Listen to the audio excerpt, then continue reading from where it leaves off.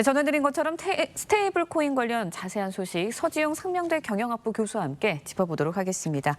안녕하세요. 안녕하세요. 네, 먼저 이 스테이블 코인이 무엇인지, 이게 뭐길래 이제 발표된 이후에 관련 주가 올랐다가 또 떨어지고 왜 이런 일이 벌어지는 건지 설명부터 필요할 것 같아요. 예, 쉽게 얘기하면 스테이블 코인은 안정된 코인이라고 볼 수 있습니다. 예. 그러니까 비트코인이나 이더리움 같은 게 변동성이 큰 이제 가상 자산인데 반해서 네. 이 스테이블 코인은 1코인이 1달러 예, 또 통상적으로 그 통화 어떤 그 안전자산에 연동돼 있는 그런 그 암호화폐라고 볼 수 있고요. 네. 그렇기 때문에 가치가 안정적이기 때문에 뭐 디지털 송금이라든지 결제 이런 실생활에 많이 사용이 되는 그 대안화폐로서 많이 인기를 끌고 있습니다.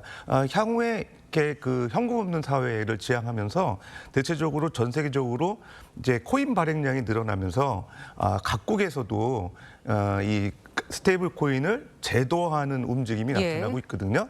그러다 보니까 실제적으로 관련 사업에 종사하는 기업의 주가도 많이 오르고 그다음에 또 정책 수혜감에 대한 기대감들이 이런 그 스테이블 코인의 수요를 증가시키는 요인이 아닌가 생각됩니다. 네, 그런가 하면 이제 안정성도 있지만 그래도 또 해외로 송금을 할 때 많은 돈을 해외로 송금할 때 그때도 굉장히 유용하다고 하는데 어떤 장점이에요? 예, 그렇습니다. 지금 말씀하신 바와 같이 송금 결제나 신속성, 편의성 측면에서 상당히 이제 유용하죠. 보통 우리가 이제 그 해외 송금할 때 은행에서 스위프트 결제망을 통해서 송금을 할 때 일수에 따라서 한 2, 3일 정도 송금 시간이 걸리고요. 그다음에 또 많은 수수료가 이제 소비자들한테 부담이 되고 있습니다. 근데 이제 실제로 이 스테이블 코인을 이용하게 되면 실시간으로 그 전 세계 네트워크망을 통해서, 그러니까 블록체인이라고 하는 일종의 네트워크망을 통해서 실시간 송금이 되고 수수료도 그렇게 높지 않거든요. 그렇기 때문에 상대적으로 그 범용성 또 편의성이 높아지는 그런 장점들이 있고요.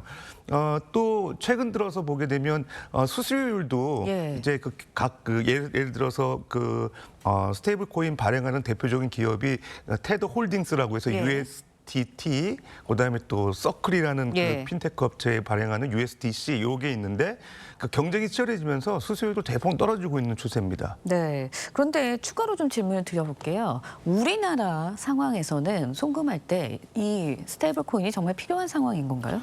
우리나라는 대체적으로 그 간편 결제 서비스가 잘 제공이 되고 있고 그다음에 또 송금에 대한 시스템도 잘 구비가 돼 있기 때문에 솔직히 말씀드리면 스테이블 코인을 통한 여러 가지 편의성이 시급한 상황은 아닌 것 같아요. 그럼에도 불구하고 약간 그 개발도상국들, 뭐 파키스탄 같은 경우는 그 국민의 3분의 1만이 이제 계좌를 갖고 있거든요. 그러니까 계좌 기반 송금 서비스가 꼭 필요한 나라들에 한해서는 상대적으로 이제 필요한데 우리나라 같은 경우는 그렇지 않기 때문에 시급성은 좀 덜하긴 합니다. 하지만 이제 서비스의 신속성, 그다음에 편의성, 수수료 절감 이런 측면에서는 향후에 좀 필요한 그런 그 서비스 수단이 아닌가 생각됩니다. 네. 스테이블 코인 이용 확산에 따른 뭐 위험성, 금융시장 혼란 이런 거 이제 한국은행, 뭐 국제결제은행 그런 위험성에 대해서 경고를 좀 하고 있거든요. 어떤 위험성을 갖고 있는 거예요? 예, 한국은행하고 BIS 결제은행이 강조를 하고 있습니다.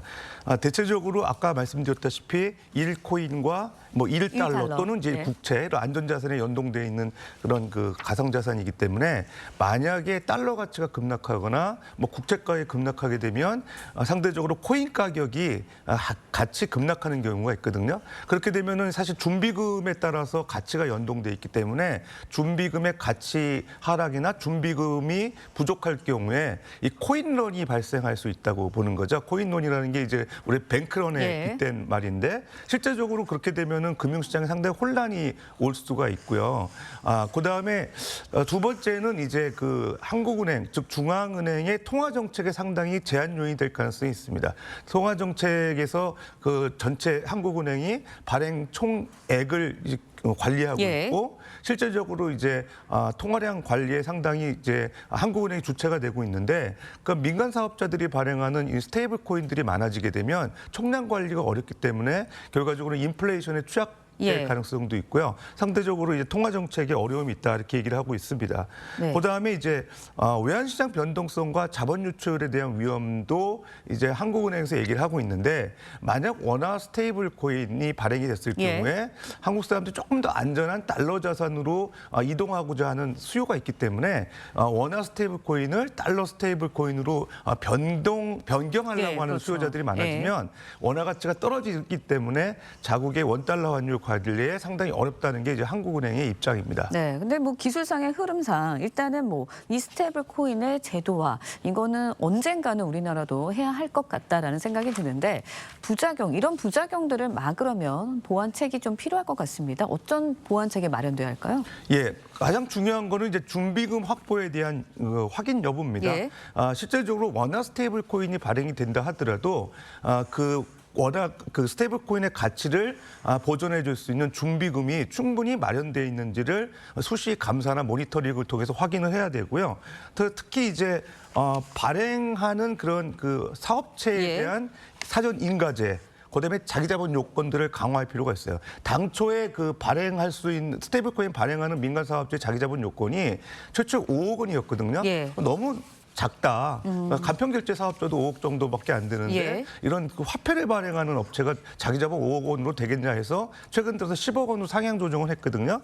그런 자기 자본 관리가 좀 필요하고요. 그다음에 스테이블 코인은 이런 그 화폐하고 달리 만약 예금으로 예치됐을 때 지급 보장에 대한 그 안전망이 없는 거예요. 그러니까 예금 보호 장치가 없기 때문에 예. 예를 들어서 그 선불 전자 지급 수단과 관련된 예. 전자금융거래법에서 이런 지급과 관련된 어떤 개런티에 대한 조항들이 들어가야 되지 않겠냐 그런 것들이 생각이 되고요. 그다음에 통화 정책에 아까 혼선을 줄 수 있다고 하는 문제, 예. 통화 당국하고 어떻게 협력을 해서 그 문제 해결할 수 있는지에 대해서도 좀 고민을 해야 되지 않을까 생각됩니다. 네, 교수님 말씀 들어보니까 이제 보완책, 법제도 마련이 또 필요하지 않을까라는 생각이 듭니다. 지금까지 서지용 상명대 경영학부 교수와 함께 이야기 나눠봤습니다. 오늘 말씀 고맙습니다. 감사합니다.